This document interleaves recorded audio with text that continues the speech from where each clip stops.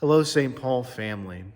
I'm very happy to share with you all our plans for resuming public masses this weekend, the weekend of May 16th through 17th. And one of the big things that I'm very excited to share with you all is that whether or not you're able to be in the church building this weekend or not, you will have the opportunity to receive the Eucharist this weekend, which is the one thing we've been missing throughout these weeks of shutdown and quarantine. So whether or not you're able to be in the church building or if you have to watch the Mass live stream elsewhere, do know that you will have the opportunity to receive communion this weekend. Now, I do want to go over the celebration of the Mass and what exactly that will look like with our policies and procedures. However, some brief notes before I go into how Mass will actually look. So first of all, I'd ask that if you are a member of St. Paul's Parish, to please go to one of the St. Paul Masses this weekend and not go to either St. John's or St. Joseph's.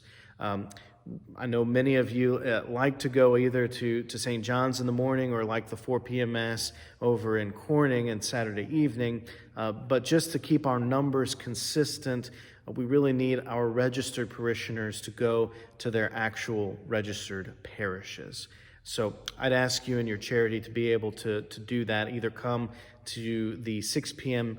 Mass on Saturday evening or the 10:30 a.m. Mass on Sunday morning. I also want to remind you that the obligation to attend Mass on Sunday is still suspended by the bishop. So if you do have symptoms of the coronavirus or you are in a high-risk group, then please do stay home and know that we're praying for you. And if you are unable to attend Mass in person, we are going to still live stream our Masses. We're going to do our best to live stream the 6 p.m. Mass Saturday evening. We'll live stream Mass 10:30 a.m. on Sunday morning. And again, know that you're in our prayers if you can't come to Mass. Another thing, just to note that the priest, myself, I will be processing into the church from the sacristy over there at the beginning of Mass, and then I will go directly to the sacristy after Mass once everything is finished. And just to say this, because I know I like to greet many of you after Mass, but that just won't be possible during this time. So just to note that. And finally, the last thing, unfortunately, just for everybody's safety, we're going to keep the restrooms in the church off limits during this time. So again, it's for everyone's safety, and we hope that it's not a huge inconvenience for you. So with that in mind, let's go ahead and look at what will happen at the beginning of Mass when you arrive at the door. When you arrive for Mass, the two doors that will be available for you to use will be this door that faces the south side of the church, faces the school parking lot, as well as this door, which is on the north side of the church, which is on the Adoration Chapel side. Speaking of which, the Adoration Chapel will remain closed throughout this time, as well as the main front entrance of the church will also be closed. So the south side entrance and the north entrance will be the two options for coming into Mass. Once you arrive at one of the entrances of the church, there will be an usher there to make sure that two things are happening. First, they'll make sure that everyone is wearing a mask. Masks will be required for the duration of Mass.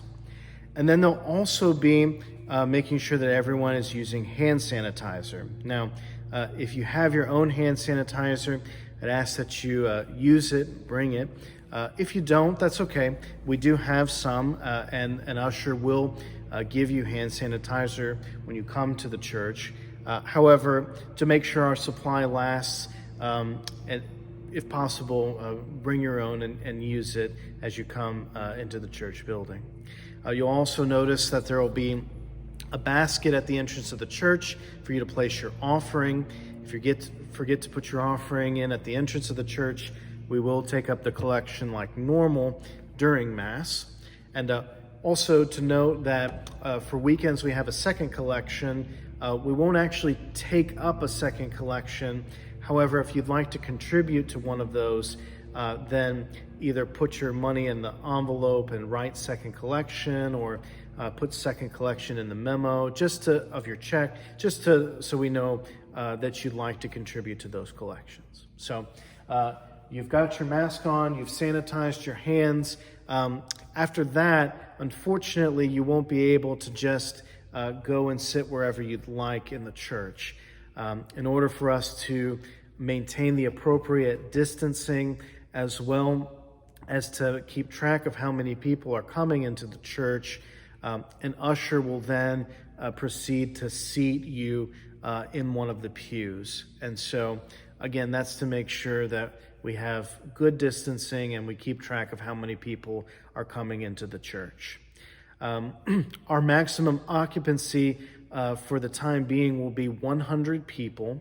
And if we subtract the 10 who are involved with the Mass, the priest, the lector, the ushers, musicians, the AV person, the sacristan, and all that, we're looking at about 90 people who will be able to actually be seated in the pews. And so once we hit that 90 limit, 100 total, then we will have to close the doors, and we'll put a sign that says something like maximum occupancy reached. And so for those who are still outside trying to get in, unfortunately, they'll have to be part of the overflow category. And the primary way for the overflow to be able to participate in the Mass will be to watch the live stream. We'll still live stream the Mass. If it's nice outside, you can feel free to be in the grotto, distanced well. You can be in your car in the parking lot watching the Mass. We're trying to look at some other options to have available, but the primary way for the overflow to participate will be to watch the Mass on the live stream. Now, if you are able to be in the church building on a given weekend for Mass, first of all, give thanks to God that you're able to be in church again. But secondly, I'd ask that if you are able to be in the church for Mass, that for the next weekend, you allow someone else who was in the overflow category to be able to be in the church for that next weekend, just so that everybody has an opportunity to be in the church building if they'd like to be. And given our numbers, hopefully every other weekend you'll be able to actually be in the church building if we keep to that rule. So, and finally, just so you know, we'll open the doors to the church about 30 minutes before Mass begins, so that we can do this seating process, make sure everyone's distant appropriately, and keep track of our numbers. Once everybody is situated and ready to begin Mass, then Mass will flow like normal with the precautions that we had in place back when we were having the public celebration of Mass. So that would include no distribution of the precious blood. We won't have the sign of peace. Please don't hold hands during the Our Father. We won't have anybody to bring up the gifts, and no one will come forward for a blessing during communion. And speaking of communion, why don't we quickly go over what exactly that will entail during Mass. As you can see, there are markings on the floor that show where to stand when you're ready to receive communion. We have it all appropriately spaced. And there will be an usher there to help you as well to know where to stand for communion. When you come up for communion, you'll see that there is a line here. So you'll simply come forward to the line, and I will be standing on that first wooden step there, and you'll receive communion that way. Of course, when you come forward to receive communion, you'll be wearing a mask. And so I'd like to briefly go over how to actually do that. So I've got my mask here. And so you'll come forward with your mask on, and you'll simply hold out your hands like this. one hand on top of the other. You'll receive the Eucharist and then step to the side like so. And here's where you'll actually receive communion. You'll simply take the bottom hand, pick up the Eucharist, use your free hand to remove your mask slightly, place the Eucharist in your mouth, put your mask back on, make the sign of the cross, and then move to your pew.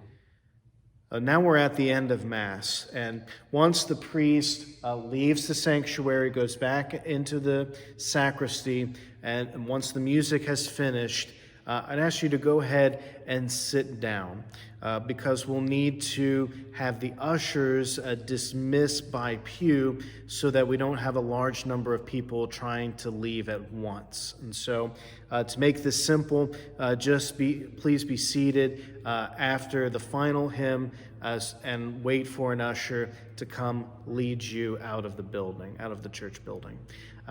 We would like to empty the church building as fast as possible so that we can have communion available for those who are in the overflow category. And why don't we go ahead and look at how that will work as well. To provide communion for the overflow category, those who weren't able to be in the church building, I'd ask that you come into the church using the north entrance, the entrance that's on the Adoration Chapel side. And so you'll come into the church using this door. There will be an usher there, again, to make sure you have a mask and sanitize your hands. You'll simply walk down this aisle and you'll go to the appropriate marking on the floor. You'll come down the center aisle here to receive communion. Approach the line like before, receive communion, and then you will turn and go down this side aisle and go out the south entrance of the church, this entrance that faces the school parking lot. And so that'll allow us to have a nice flow coming in from that door, going down, receiving communion, and then coming out this door. Now, the normal way to receive communion during this time, the preferred way, will be to receive communion in the hand. That's the safest and most sanitary way that experts tell us to receive communion. However, if you'd like to receive communion on the tongue, that option is available to you. However, to do so, you will need to be one of the last people in the overflow category to receive communion. There will be no communion on the tongue during Mass. You'll have to come after Mass and be one of the last ones. And I'll sanitize my hands to make sure after each reception of communion on the tongue for the sake of safety. And once everyone in the overflow category has received communion, we ask that you be sure to exit the church completely and don't linger around here so that our team of volunteers can come in and wipe everything down and completely disinfect the church so that it's ready for next time. Well, that's all of our policies and procedures for resuming public masses here at St. Paul's this weekend. I know I've covered a lot of information in this video, and it can seem very overwhelming, but of course, we're doing all this for the safety and well-being of everybody. And so if you have a question or if I didn't answer something you were wondering about, please do leave your question in the comments and we'll do our best to get back to you before this weekend. And of course, this weekend being the first weekend, we're resuming public masses. Things won't go perfectly. We're still kind of learning how all this is going to go. So please be patient as we do our best to get back into the church building. And hopefully one day everybody can be back in here celebrating Mass together. And so do know that you continue to be in my prayers, and I look forward to seeing you all this weekend.